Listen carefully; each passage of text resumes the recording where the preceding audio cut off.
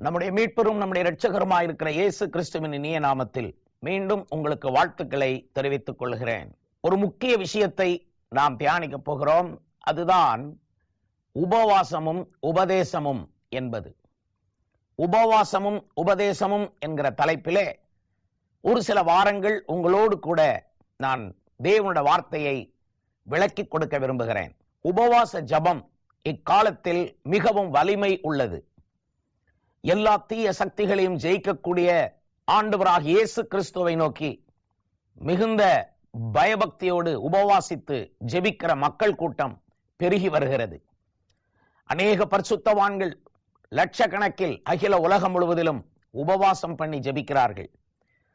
ஆண்டவர் இயேசு கிறிஸ்து உபவாசம் பண்ணி ஜெபித்து நமக்கு முன்மாதிரியை வைத்து போயிருக்கிறார். ஆகவேதான் நீங்கள் உபவாசம் இருக்கிற பழக்கத்தை உடையவர்களாய் இருக்கிறீர்கள். உபவாசம் பண்ணி ஜெபிக்கிற ஜபங்களில் உபதேசமும் கலந்து இருக்க வேண்டியது அவசியம். இன்றைக்கு உங்களோடு கூட நான் பேசப் போகிற விஷயங்கள் நம்முடைய உபவாச ஜபங்களோடு உபதேசமும் இருக்க வேண்டும் என்பதுதான். 32ஆம் சங்கீதத்தில் 8ஆம் வசனத்தில் கர்த்தர் சொல்கிறார், நான் உனக்கு போதித்து நீ நடக்க வேண்டிய வழியை உனக்கு காட்டுவேன், உன்மேல் என் கண்ணை வைத்து உனக்கு ஆலோசனை சொல்லுவேன். நான் உனக்கு போதித்து நீ நடக்க வேண்டிய வழியை உனக்கு காட்டுவேன் என்று. ஆண்டவர் இயேசு நல்ல போதகர் என்று அழைக்கப்பட்டவர். ஆண்டவர் இயேசு கிறிஸ்துவனுடைய சீஷர்கள் அவரிடத்தில் கற்றுக்கொண்டார்கள். சத்தியங்களையும் உபதேசங்களையும் நடைமுறை வாழ்க்கை ஒழுங்குகளையும் கற்றுக்கொண்டது மட்டுமல்லாமல் ஊழியத்தின் பாதைகளையும் ஊழியத்தினுடைய விதவிதமான முறைகளையும் அவர்கள் கற்றுக்கொண்டார்கள். இயேசு கிறிஸ்து அவர்களுக்கு நல்ல காரியங்களை போதித்தார். இயேசுனுடைய போதனைகளை எல்லாரும் விரும்புவார்கள். உபதேசம் இல்லாமல் நாம் தூய்மை அடைய முடியாது. நம்முடைய தேவன் இந்த வேத புஸ்தகத்தில் உபதேசத்தை குறித்து என்ன சொல்லியிருக்கிறார் என்கிற இந்த பாடம் நாம் அனைவருக்கும் தேவையான விஷயம். நம்முடைய உபவாச ஜபங்களோடு உபதேசங்களையும் நாம் கேட்க வேண்டும். உபவாச ஜபங்கள் இருக்கும் ஒவ்வொரு இடங்களிலும் உபதேசங்களும் தேவை. இன்னொரு விதத்திலே சொல்ல போனால், யார் உபவாசம் பண்ணி நன்றாய் ஜெபிக்கிறார்களோ அவர்களுக்குத்தான் உபதேசம் விளங்கும், உபதேசம் ஏற்றுக்கொள்ளக்கூடிய ஆட்களாய் அவர்கள் இருப்பார்கள். உபதேசத்தை கைக்கொள்ளவும் அவர்களுக்குத்தான் பலன் இருக்கும். ஆகையால் தான் உபவாசமும் உபதேசமும் இணைந்து செல்கின்றன. மார்க்கு 6ஆம் அதிகாரத்தின் 34ஆம் வசனத்தை நீங்கள் வாசித்து பார்க்கும் பொழுது, திரளான ஜனங்கள் மேல் ஆண்டவர் இயேசு மனதுருகி அநேக காரியங்களை அவர்களுக்கு உபதேசிக்க தொடங்கினார் என்று சொல்லப்பட்டிருக்கிறது. ஆண்டவர் இயேசு மனதுருகி, திரளான ஜனங்கள் மேய்ப்பனில்லாத ஆடுகளைப் போல இருக்கிறதை கண்டு மனதுருகி அவர்களை குணமாக்கினார். பிசாசுகளை துரத்தி அவர்களை காப்பாற்றினார். அது மட்டுமல்ல, அவர்களுக்கு அநேக காரியங்களை உபதேசித்தார். அப்படியானால் இயேசு கிறிஸ்துவின் மனதுருக்கத்திலிருந்து வரும் முக்கியமான ஒரு காரியம் உபதேசங்கள். மனுஷர்கள் மேல் நமக்கு உண்மையான மனதுருக்கம் இருக்குமானால் அவர்களுக்கு பெரிதும் சிறிதுமான சகல தெய்வீக உபதேசங்களையும் நாம் கொடுத்து ஆக வேண்டும். நீங்கள் உபதேசத்தை கற்றுக்கொள்ள வேண்டியது மிகவும் அவசியம். இயேசு கிறிஸ்து மனதுருகி உபதேசம் கொடுத்தார். இரண்டாவது நான் உங்களுக்கு காட்டும் வசனம் மத்தேயு 11ஆம் அதிகாரம் 29, 30 ஆகிய வசனங்கள்.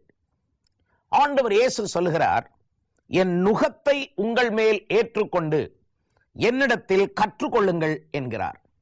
ஆண்டவர் இயேசு கற்றுக் கொடுக்கிறவர். ஆனால் அவரிடத்திலே நாம் கற்றுக்கொள்ள வேண்டுமானால் அவருடைய நுகத்தை ஏற்றுக்கொண்டால் தான் அவர் நமக்கு கற்றுக் கொடுப்பார். சும்மா எல்லாருக்கும் ஆண்டவர் இயேசு போதிப்பதில்லை, கற்றுக் கொடுப்பதில்லை, உபதேசிப்பதில்லை. அவருடைய நுகத்தை ஏற்றுக்கொள்ள வேண்டும். அதனுடைய அர்த்தம் ஒரு அர்ப்பணிப்பு நமக்கு தேவை. இயேசு கிறிஸ்துவின் பாடசாலையில் மாணாக்கனாய் நாம் நம்மை சேர்த்துக் கொள்ள வேண்டும். இயேசு கிறிஸ்துவனுடைய நுகத்தை நாம் சுமக்க வேண்டும். அவரோடு உடன்படிக்கை பண்ண வேண்டும். அவருடைய சீசனாக மாற வேண்டும். எல்லாருக்கும் போதிக்க இயலாது. சீசனாக மாறினால் போதிப்பார். ரோட்ல போகிற எல்லாருக்கும் ஓடி ஓடி போதிக்க மாட்டார்கள். அதுபோல இயேசு சொல்லுகிறார், என் நுகத்தை ஏற்றுக்கொண்டு அதன் பின் என்னிடத்தில் கற்றுக்கொள்ளுங்கள், அதனால் உங்கள் ஆத்துமாக்களுக்கு இளைப்பாறுதல் உண்டாகும் என்கிறார். நான் மூன்றாவது உங்களுக்கு காட்டும் வசனம் ரோமர் 6ஆம் அதிகாரத்தின் 22ஆம் வசனம். நீங்கள் பாவத்தினின்று விடுதலையாக்கப்பட்டு தேவனுக்கு அடிமைகளானதினால் பரிசுத்தமாகுதல் உங்களுக்கு கிடைக்கும் பலன், முடிவோ நித்திய ஜீவன் என்று அந்த வசனம் சொல்லுகிறது. முதலாவது, நீங்கள் பாவத்திலிருந்து விடுதலையாக வேண்டும். அது முதல் பாகம். இரண்டாவது, நீங்கள் தேவனுக்கு அடிமையாக வேண்டும். அது இரண்டாவது பாகம். அதுதான் அர்ப்பணிப்பு. மூன்றாவது, பரிசுத்தமாகுதல் உங்களுக்கு கிடைக்கும் பலன். இந்த பரிசுத்தமாகுதல் என்பது ஒரு பாடசாலை. பரிசுத்தமாகுதல் என்கிறது 30, 60, 100 3 படிகளில் இருக்கும் ஒரு பாடசாலை. ஆகையால் முதலாவது நீங்கள் பாவத்திலிருந்து விடுதலையாக வேண்டும். இயேசு விடுதலையாக்குகிறார். இரண்டாவது, நீங்கள் தேவனுக்கு அடிமைகளாக உங்களை அர்ப்பணிக்க வேண்டும். அவருடைய நுகத்தை ஏற்றுக்கொள்ள வேண்டும். அதன் பின்பு பரிசுத்தமாகுதல் என்னும் பாடசாலையிலே நீங்கள் சேர்ந்து அதிலே 30, 60 100க்கு நீங்கள் செல்லும் பொழுது பரிசுத்தமாகுதல் என்னும் கல்லூரியிலே நீங்கள் கற்றுக்கொள்வீர்கள். அங்கும் கற்றுக்கொள்ளத்தான் வேண்டும். என்னை பொறுத்தளவிலே நான் இன்னும் கற்றுக்கொள்கிறேன். நான் ஒரு மாணாக்கன். I am studying God. தேவனை கற்றுக்கொள்கிறேன். உபதேசங்களை கற்றுக்கொள்கிறேன். நீங்கள் வேத வாக்கியங்களை கற்றுக்கொள்ள வேண்டும் என்று இந்த சத்தியத்தை உங்களுக்கு போதித்துக் கொண்டிருக்கிறேன். பரிசுத்தமாகுதல் என்னும் அந்த பாடசாலையில் நீங்கள் வரும்பொழுது அதன் பின்பு உங்களுக்கு ஆண்டவர் இயேசு போதிக்க ஆரம்பிப்பார். ஆவியானவர் உங்களுக்கு போதிக்க ஆரம்பிப்பார். நான் உனக்கு போதித்து நீ நடக்க வேண்டிய வழியை உனக்கு காட்டுவேன் என்று அவர் சொல்லி, நீங்கள் நடக்க வேண்டிய ஒவ்வொரு வழிகளையும் அவர் உங்களுக்கு கற்றுத்தந்து தவறான பாதைகளை சுட்டிக்காட்டி சீரான பாதையில், ஆசீர்வாத பாதையில் உங்களை நடத்துவார். நான் உங்களுக்கு காட்டும் 4வது வசனம் இந்த விஷயத்திலே யோவான் 5ஆம் அதிகாரத்தின் 39ஆம் வசனம். வேத வாக்கியங்களை ஆராய்ந்து பாருங்கள், அவைகளினாலே உங்களுக்கு நித்திய ஜீவன் உண்டென்று நீங்கள் அறிந்திருக்கிறீர்கள். என்னை குறித்து சாட்சி கொடுக்கிறவைகளும் அவைகளே. இது ஆண்டவர் இயேசு கிறிஸ்து சொன்ன வசனம். வேத வாக்கியங்களை வாசியுங்கள் என்றவர் சொல்லவில்லை. வேத வாக்கியங்களை சும்மா தியானியுங்கள் என்றும் சொல்லவில்லை. வேத வாக்கியங்களை ஆராய்ந்து பாருங்கள் என்கிறார். அதனால் தான் நித்திய ஜீவன் உங்களுக்கு கிடைக்கும். 3 வசனங்களை உங்களுக்கு சொல்லுகிறேன்.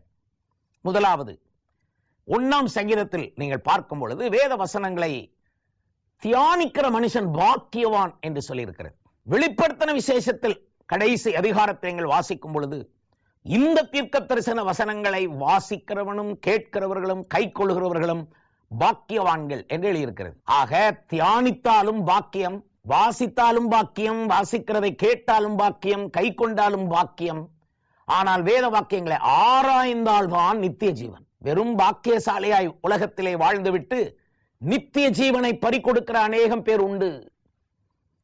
நித்திய ஜீவனை பற்றிய தெளிவான உறுதி இல்லாத அநேகம் பேர் உண்டு. உலகத்திலே பாக்கியசாலி, எல்லா வசதியும் உண்டு, வீடு, வாகனம், பிள்ளைகள், நல்ல செல்வாக்கு, நல்ல மரியாதை, மதிப்பு எல்லாம் இருக்கும். நித்திய ஜீவன், பரலோக ராஜ்யம். வேத வாக்கியம் என்ன சொல்லுகிறது?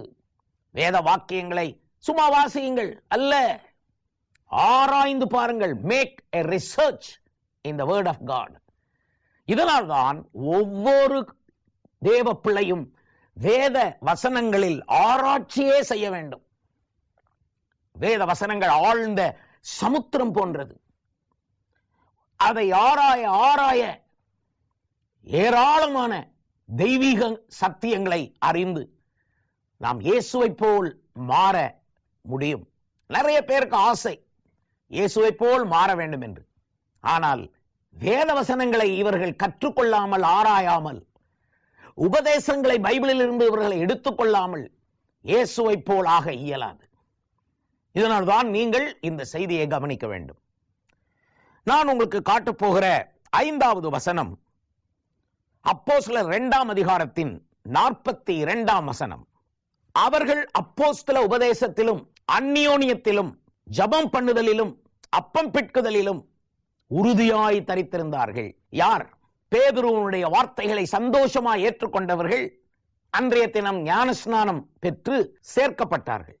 அப்படி ஞானஸ்நானம் பெற்று தேவ சபையில் சேர்க்கப்பட்டவர்கள் அப்போஸ்தல உபதேசத்திலும் அந்நியோனியத்திலும் அப்பம் பிட்குதலிலும் ஜெபம் பண்ணுதலிலும் உறுதியாய் தரித்திருக்க வேண்டும். தேவ சபையில் சேர்க்கப்பட்டவர்கள் உபதேசங்களை பெற்றுக்கொள்வார்கள்.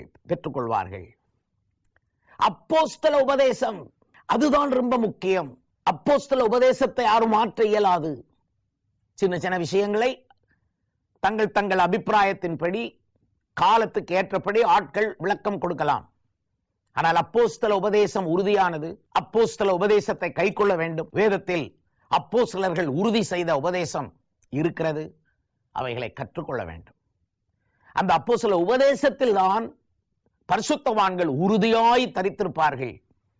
அந்த அப்போஸ்தல உபதேசத்தில் உறுதியாய் தரித்திருந்தவர்கள் தான் அப்பம் பிட்குதலிலும் அந்நியோனியத்திலும் ஜெபம் பண்ணுவதிலும் உறுதியாய் இருக்க முடியும்.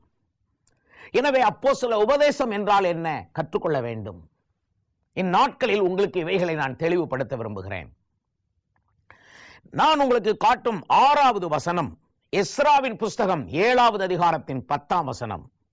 கர்த்தருடைய வேதத்தை ஆராயவும் அதன்படி செய்யவும் இஸ்ரவேலின் கட்டளைகளையும் நீதி நியாயங்களையும் உபதேசிக்கவும் எஸ்ரா தன் இருதயத்தை பக்குவப்படுத்தி இருந்தான்.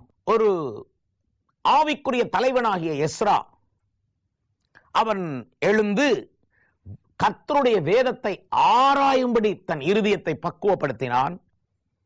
2வது, தான் ஆராய்ந்த வேத வாக்கியங்களின்படி செய்யும்படி தன் இருதயத்தை பக்குவப்படுத்தினான். 3வது, இஸ்ரவேலிலே கட்டளைகளையும் நீதி நியாயங்களையும் உபதேசிக்கும்படி தன் இருதயத்தை பக்குவப்படுத்தி இருந்தான். அருமையானவர்களே, இப்படி எஸ்ரா என்பவனை தேவன் அபிஷேகம் பண்ணி உபதேசம் கொடுப்பதற்கென்றே அவனை அந்நாட்களில் பக்குவப்படுத்தி உபயோகித்தார். அதுபோல இன்றைக்கு பல ஆயிரக்கணக்கான லட்சக்கணக்கான எஸ்ராக்களை உபதேசம் பண்ணுவதற்கு எழுப்பி இருக்கிறார் நம்முடைய தேவன். இதனால் தான் இந்த உபதேசம் உங்கள் வீடு தேடி வருகிறது. நீங்கள் உபதேசத்தை கற்றுக்கொள்ள வேண்டும். அங்குதான் தேவனுடைய நீதி நியாயங்கள் சொல்லப்பட்டிருக்கிறது. ஆண்டவர் இயேசு சொன்னார், முதலாவது தேவனுடைய ராஜ்யத்தையும் அவருடைய நீதியையும் தேடுங்கள், அப்பொழுது இவைகள் எல்லாம் உங்களுக்கு கூட கொடுக்கப்படும் என்றார். இது எளிதாய் தோன்றும் ஒரு வசனம். ஆனால் அதில் பாதியைத்தான் எல்லாரும் நினைக்கிறார்கள். முதலாவது தேவனுடைய ராஜ்யத்தை நினைக்கிறார்கள். மரித்தால் பரலோகம் போக வேண்டுமே, இயேசு இல்லாமல் ஒருவனும் பரலோகம் செல்ல முடியாதே, அதனால் இயேசுவை ஏற்றுக்கொள்வோம் என்று ஏற்றுக்கொள்கிறார்கள். ஆனால் தேவ ராஜ்யத்தை தேடுகிற அவர்கள் தேவனுடைய நீதியை தேடுவதில்லை. தேவனுடைய நீதியை தேடாததினாலே, தேவன் நீதி அவர்களுக்கு கிடைக்காததினாலும், தேவநீதி தெரியாததினாலும் உலகத்திலே அநீதி செய்து சட்டத்தின் கையிலே சிக்கிக் கொள்கிறார்கள். உலகத்தில் மனிதர் கையிலே சிக்கிக் கொள்கிறார்கள். பிரச்சனைகளின் கைகளிலே சிக்கிக் கொள்கிறார்கள். எல்லாவற்றுக்கும் மேலாய் பிசாசின் கையிலே சிக்கிக் கொள்கிறார்கள். இதனால் தான் தேவனுடைய நீதி நியாயங்கள் நமக்கு தெரிந்தால் நாம் நீதிமானாயிருப்போம். உலக நீதி நெறிகள் சட்ட திட்டங்களை நாம் கைக்கொள்வது நமக்கு மிகவும் எளிதாக இருக்கும். அப்படி உலகத்தின் கண்களுக்கு முன்பு நீதி நியாயத்தோடு இருக்கும் நீதிமானாக நாம் சாட்சியாக வாழ்வோம். ஆனால் திரளான மக்கள் இயேசுவை தேடி வருவார்கள். ஏதால் இயேசு கிறிஸ்துவினிடத்தில் அவருடைய உபதேசத்தில் தான் நீதி நியாயங்கள் உண்டென்று உலகம் அறிந்து கொண்டு வருவார்கள். இதனால் தான் நீதி நியாயங்களை நீங்கள் கற்றுக்கொள்ள வேண்டும். உங்கள் இருதயத்தை, வேதத்தை ஆராய பக்குவப்படுத்திக் கொள்ள வேண்டும். நான் உங்களுக்கு காட்டும் 7வது வசனம் யோவான் 17வது அதிகாரத்தின் 3வது வசனம் ஆகும். நான் உங்களுக்கு சொன்ன உபதேசத்தினால் இப்பொழுதே நீங்கள் சுத்தமாயிருக்கிறீர்கள். இந்த வசனம் கர்த்தராயிருக்கிற இயேசு கிறிஸ்து சீஷர்களை பார்த்து சொன்னார். உலகத்திற்கு திரளான ஜனங்களுக்கு இயேசு பிரசங்கம் பண்ணினார். ஆனால் சீஷர்களுக்கு உபதேசம் பண்ணினார். பிரசங்கம் வேறே, உபதேசங்கள் வேறே. சில வேளை பிரசங்கத்தில் உபதேசங்கள் வரலாம், வர வேண்டும். பொதுவாக நான் பிரசங்கம் பண்ணும் பொழுது அதில் பல நூற்றுக்கணக்கான உபதேசங்கள் வருவதாக ஆட்கள் சொல்லுவார். ஆகிலும் பிரசங்கம் என்பது வேறு, உபதேசம் என்பது வேறு. பிரசங்கம் உணர்ச்சிகரமா இருக்கலாம், உபதேசம் நம்மை ஊன்ற கட்டக்கூடியது. பிரசங்கங்கள் நம்மை உடனடி ஆறுதல் படுத்தி விடலாம், ஆனால் உபதேசம் நம்மை கண்டித்து சீர்திருத்தி சுத்தப்படுத்தும், நம்மை இயேசுவை போல் ஆக்கும். இதனால் தான் ஆண்டவர் இயேசு கொஞ்ச நேரம் உபதேசம் கொடுத்த பின்பு அவர் சொல்லுகிறார், நான் சொன்ன உபதேசத்தினால் இப்பொழுதே நீங்கள் சுத்தமாயிருக்கிறீர்கள் என்றார். இந்த வார்த்தையை இயேசு சொல்லும் தருணம் சீஷர்கள் இன்னும் பரிசுத்தாவியை பெறவில்லை, இன்னும் இயேசு சிலுவைக்கும் செல்லவில்லை, பாவ நிவாரணம் இன்னும் செய்யப்படவில்லை. ஆனால் உபதேசம் அவர்களை சுத்தப்படுத்துகிறது. பாருங்கள், இன்றைக்கு நான் இந்த உலகத்துக்கு சொல்லுவேன், இயேசு கிறிஸ்துவின் உபதேசமே அல்லாமல் வேறு எதுவும் ஒரு மனிதனை சுத்தப்படுத்த முடியாது. எத்தனை சட்ட திட்டங்களை போட்டாலும் மனிதன் தூய்மையாக மாட்டான். எத்தனை கோவில் குளங்களுக்கு நீங்கள் சென்றாலும் உங்கள் வாழ்க்கை தூய்மை ஆகாது. இயேசு கிறிஸ்துவின் உபதேசம் மட்டும்தான் உங்களை சுத்தப்படுத்த முடியும். நான் உங்களுக்கு காட்டும் 8வது வசனம் ரோமர் நிருபம் 6ஆம் அதிகாரத்தின் 17ஆம் வசனத்திலே காண முடியும். உங்களுக்கு ஒப்புவிக்கப்பட்ட உபதேச சட்டத்தை நீங்கள் மனப்பூர்வமாய் கீழ்ப்படிந்தீர்கள். அப்படி நீங்கள் கீழ்ப்படிந்தபடினால் கர்த்தருக்கு ஸ்தோத்திரம். இந்த வசனத்தை பார்த்தீர்களா? உங்களுக்கு ஒப்புவிக்கப்பட்ட உபதேச சட்டத்திற்கு நீங்கள் மனப்பூர்வமாய் கீழ்ப்படிந்தபடியினால் கர்த்தருக்கு ஸ்தோத்திரம் என்று பரிசுத்த பவுல் எழுதுகிறார். ஒவ்வொரு தேவ மனிதனும், தனி மனிதனும் உபதேச சட்டங்களுக்கு கீழ்ப்படிய வேண்டும். உபதேசம் என்பது அது ஒரு சட்டம், அதுதான் பிரமாணம், அதுதான் பரலோக சட்டம். பைபிள் உபதேசங்கள் பரலோக சட்டம். இந்த பரலோக சட்டத்திற்கு, உபதேசத்திற்கு மனப்பூர்வமாய் நீங்கள் கீழ்ப்படிந்தால் நீங்கள் மிகுந்த ஆசீர்வாதம் பெறுவீர்கள். பெரிய மாற்றம் உங்கள் வாழ்வில் நீங்கள் காண்பீர்கள். உங்களை சுற்றிலும் பெரிய மாற்றத்தை காண்பீர்கள். உங்கள் வீட்டில் பெரிய மாற்றம் உண்டாகும். நான் உங்களுக்கு இன்றைக்கு காட்டும் 10வது வசனம் பிலிப்பியர் நிருபம் 4ஆம் அதிகாரத்தின் 12வது வசனம். தாழ்ந்திருக்கவும் எனக்கு தெரியும், வாழ்ந்திருக்கவும் எனக்கு தெரியும், திருப்தி அடையவும் பட்டினியாயிருக்கவும் பரிபூரணப்படவும் குறைவுபடவும் போதிக்கப்பட்டேன். பவுல் சொல்லுகிறார், வாழ்ந்திருக்க போதிக்கப்பட்டேன், தாழ்ந்திருக்கவும் போதிக்கப்பட்டேன், நன்றாய் புசிக்கவும் போதிக்கப்பட்டேன், பட்டினியாயிருக்கவும் போதிக்கப்பட்டேன். வாழ்விலே மனரம்மியம் போதிக்கப்பட வேண்டிய ஒரு விஷயம், அது கற்றுக்கொள்ளப்பட வேண்டிய ஒரு விஷயம். மன திருப்தி. எனக்கு தாழ்ந்திருக்கவும் தெரியும், வாழ்ந்திருக்கவும் தெரியும் என்று 2 பாகங்களிலும் கற்றுக்கொண்டு அந்த பாதைகளில் தெளிவாக இருக்க வேண்டும். கதறி அழவும் எனக்கு தெரியும், மனதார சிரித்து மகிழவும் எனக்கு தெரியும் என்று ஒவ்வொரு அனுபவங்களையும் ஆவியானவர் நமக்கு கற்றுக் கொடுக்கிறார். இந்த வேத வசனங்கள் நமக்கு கற்றுக் கொடுக்கும் பல ஆவிக்குரிய உபதேசங்கள் நீங்கள் கற்றுக்கொண்டால் மனரம்மியமாய் வாழ்வீர்கள். பவுல் சொல்லுகிறார், நான் போதிக்கப்பட்டேன், அதனால்தான் அவர் பெரிய மனுஷனாக, பெரிய தேவ பரிசுத்தவனாக மாறினார். நீங்கள் போதிக்கப்பட வேண்டும். நீங்களாக தனியே வாழ்வது உங்களுடைய கண்ணியத்தை குறைக்கும், உங்கள் மரியாதையை கெடுக்கும். உங்களுக்கு போதிக்க யார் உண்டு? உங்களுக்கு யார் போதிப்பார்கள்? யாராவது நல்ல போதகரை நீங்கள் வைத்திருக்கிறீர்களா? இல்லை என்று சொன்னால் உங்கள் வாழ்வு தரமாக இருக்காது. நல்ல ஊழியக்காரர்களுக்கு கூட போதித்து திருப்புகிறவர்கள் தேவை. நான் 40 வருடம் ஊழியம் செய்யும் ஒரு போதகராக இருந்தாலும் எனக்கு போதிக்கிற ஆட்களை நான் வைத்திருக்கிறேன். நான் இன்றும் கற்றுக்கொள்கிறேன். இந்த மாதிரி நீங்களும் தேவனுடைய உபதேசத்தை கற்றுக்கொள்ள கர்த்தர் கிருபை செய்வாராக. நான் உனக்கு போதித்து நீ நடக்க வேண்டிய வழியை உனக்கு காட்டுவேன் என்று ஆண்டவர் இயேசு சொல்லி வேத வசனங்களின் மூலம் உங்களுக்கு போதித்து கற்றுக் கொடுப்பார். நீங்கள் 30 60 போய் 60 100 போய் மகிமையாய் இருப்பீர்கள். நீங்கள் எல்லாருக்கும் சாட்சியாய் இருப்பீர்கள். அநேக பல திருத்தங்களோடு பிரகாசிப்பீர்கள். நான் உங்களுக்காக ஜெபம் பண்ணுகிறேன். இப்பொழுது ஜெபம் பண்ணுவோம். எங்கள் பிதாவே, சர்வ வல்லமையுள்ள தேவனே, உம்முடைய சத்திய உபதேசங்களை கற்றுக்கொண்டு கை கொண்டு உம்மை பிரியப்படுத்துவதைப் போல ஒரு உத்தமமான வாழ்க்கை வேற எதுவும் இல்லை. இப்பொழுதும் இந்த செய்தியை கேட்கிற ஒவ்வொருவரும் உம்மால் போதிக்கப்பட்டவர்களாய், பரிசுத்த ஆவியினால் போதிக்கப்பட்டவர்களாய், திருவசனத்தால் போதிக்கப்பட்டவர்களாய் இருக்க வேண்டிக் கொள்கிறேன். இவர்கள் கேட்கும் உபதேசங்கள் ஒவ்வொன்றும் அவர்களுடைய மனதில் ஆழமாய் பதிந்திருக்க வேண்டிக் கொள்கிறேன்.